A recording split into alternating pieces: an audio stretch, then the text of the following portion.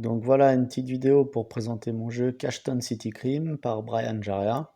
Courte vidéo, on va pouvoir voir mes talents d'illustrateur. Voilà. Dans un premier temps, je vous présenterai le matériel en vidéo et ensuite un tour ou deux de jeu pour vous montrer un peu les différentes actions, les différentes phases du tour et le fonctionnement un peu de la mécanique générale. Alors, d'abord, nous avons le tableau des urgences. C'est là où toutes les urgences en début de partie, en fait, en début de chaque tour qui vont être révélées, vont être placées sur ces cases avec l'urgence en cours, le numéro du tour 1, du tour 2 et au moment de la prise en charge du patient dans les ambulances. Cashtown City Crime est un jeu de gestion de compagnie d'ambulance par les mafias dominantes du Chicago post-prohibition. Donc c'est pas très éthique, mais c'est très rigolo. Ici, en bas, on a avec les meeples jaunes, c'est les urgences qui peuvent arriver en cours de tour. Donc soit par diverses agressions suivant les mafias choisies, ou le mode de conduite. Si on choisit d'adopter une conduite dangereuse, on peut avoir des événements néfastes à tout moment. Ensuite, on a le plateau de la ville, donc la ville de Chicago. Les rectangles blancs représentent les hôpitaux, les différents hôpitaux de la ville où ils sont situés. Donc eux, ils sont fixes sur le plateau. Ils ont été calculés et équilibrés en fonction des missions.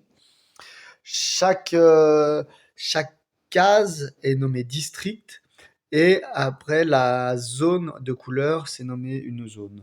Ici, on voit que la partie dure 7 jours. Dans le speech, c'est une semaine à Cashton et on a un petit compteur de tours ici. Il y a également des emplacements de cartes. Je vais vous présenter les cartes droit derrière. Ici, on a les plateaux joueurs. Donc, sans le reflet, c'est bien. Chaque plateau joueur est unique en fait parce que chaque plateau représente une mafia. Le plateau, il a en son extérieur là les compteurs de points. C'est les points de réputation qui vont nous donner les points de victoire à la fin. À savoir qu'on peut être négatif en début de partie surtout. Voilà, donc il faut faire attention. Ce plateau, il dicte le nom de la famille, dans le cas la famille Shen pour la mafia chinoise, le district de départ, qui est le district historique des mafias d'époque à Chicago, un peu le style de jeu que la famille va avoir dans la partie. Ensuite, on a les objectifs de famille. Chaque famille possède 5 objectifs différents. Et en fait, il y a une échelle de points de victoire en fonction si on arrive à résoudre un, deux ou trois objectifs dans la partie. À savoir qu'on c'est impossible de les résoudre les 5. Ensuite, on a un rappel des actions. Je vais passer sur celui-là si j'ai un peu moins de reflets. Donc les 6 actions différentes, il y a se déplacer, prendre en charge ou transférer un patient d'une ambulance, déposer un patient dans un hôpital. Chaque joueur va posséder 3 ambulances à gérer. Donc en fait, on peut choisir de passer avec une ambulance pour donner une action supplémentaire à une autre ambulance. L'action Nowhere qui elle sert à récupérer ses cartes mafia. Je vais vous présenter le matériel de chaque joueur après. Et l'action étant de son influence, qui est très importante pour gagner des points de victoire tout simplement, est très dominante par exemple ici dans la famille Lentini, chez les Italiens, qui va avoir chaque mafia va vraiment avoir son style de jeu. Les Italiens, par exemple, ça va plus être sur l'influence, sur la corruption, tout ça. Et ensuite, les rappels des points de victoire, comment gagner des points de victoire sur l'ensemble de la partie. Voilà, donc on a les 4 mafias, les Chinois, les Polonais, les Irlandais et les Italiens. Voilà. Ensuite, on va regarder qu'est-ce qui compose le jeu de chaque joueur. Donc chaque joueur débute la partie avec 15 cubes qui vont lui servir à plusieurs choses. Ils vont servir à remporter des enchères pour remporter des missions, mais également à définir l'ordre du tour et également étendre son influence sur la ville. On a les jetons qui vont représenter les différentes ambulances. Les différentes ambulances, on a 3 ambulances qui sont numérotées, qui elles vont être jouées pendant le jeu. Et là, pour le proto, on a une ambulance non numérotée de chaque couleur qui va définir, en fait, qui va servir à définir l'ordre du tour, parce que l'ordre du tour va changer à chaque tour en fonction de nos enchères et comment on aura géré nos cubes ressources.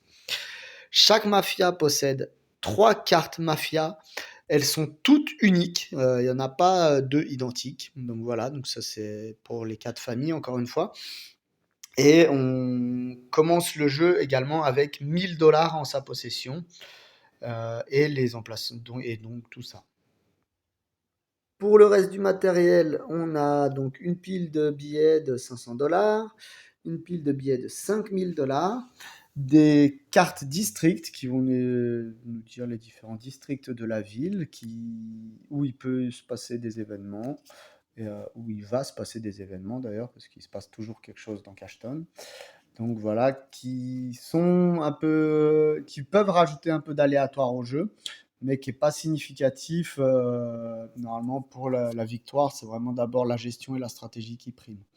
Ensuite, on a les cartes urgence. Donc là, on a 42 cartes urgence, un peu toutes différentes, un peu toutes dans la même thème. Donc là, une fracture des rotules des 2 genoux.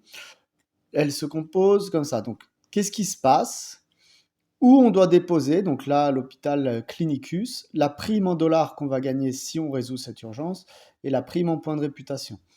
Et on voit qu'on est toujours un peu dans le thème, donc là, ivresse sur la voie publique, chute d'un bateau avec les pieds lestés au large d'Albany Park. Certaines cartes urgence nous disent où se situe l'urgence, et où on doit déposer, mais pas toutes. Celles qu'on a vues auparavant, celle-là, elle nous le dit, par exemple, accident d'apnée forcé à South Cashton, elle nous dit que c'est à South Cashton. Là, hémothorax par balle, lui, il nous dit pas où a lieu l'urgence. Et en fait, c'est dans ce cas-là où on va tirer en complément une carte district pour savoir où a eu lieu l'urgence. Et par contre, il y a tout le temps ces 3 informations où on doit déposer la prime en dollars et les points de réputation qu'on gagne si on résout cette urgence. Ensuite, il y a une autre pile de cartes également, c'est la pile de cartes conduite dangereuse. Donc là, ça rajoute de l'aléatoire, mais c'est aussi un accélérateur de jeu. Quelqu'un de prudent n'est pas obligé de les utiliser, mais quelqu'un qui est plus confiant et puis qui veut optimiser à fond va de temps en temps essayer. Et c'est là où on va avoir des événements en cours de partie. Donc là, par exemple, contresens, c'est pas très grave.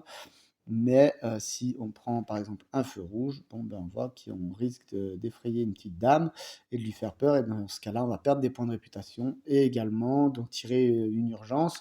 Et c'est là où nous allons nous servir de ces petits meeples jaunes pour bien définir quelle est l'urgence et où elle a eu lieu.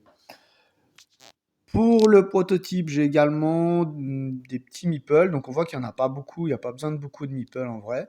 Là, ils sont tous de différentes couleurs parce que c'est un peu plus joli comme ça pour le prototype, mais il n'y a rien qui oblige à avoir les meeples de la même couleur. Ces petits meeples, ils sont prévus pour rentrer dans une ambulance. En fait, quand on va prendre en charge un patient, pack, on le met dans l'ambulance et on sait que cette ambulance a ce patient-là. Voilà, j'arrête là pour la présentation du matériel. On a fait le tour, on a tout. Et je vous reprends tout de suite, je refais une petite vidéo pour faire la démonstration d'un tour avec une mise en place à 4 joueurs.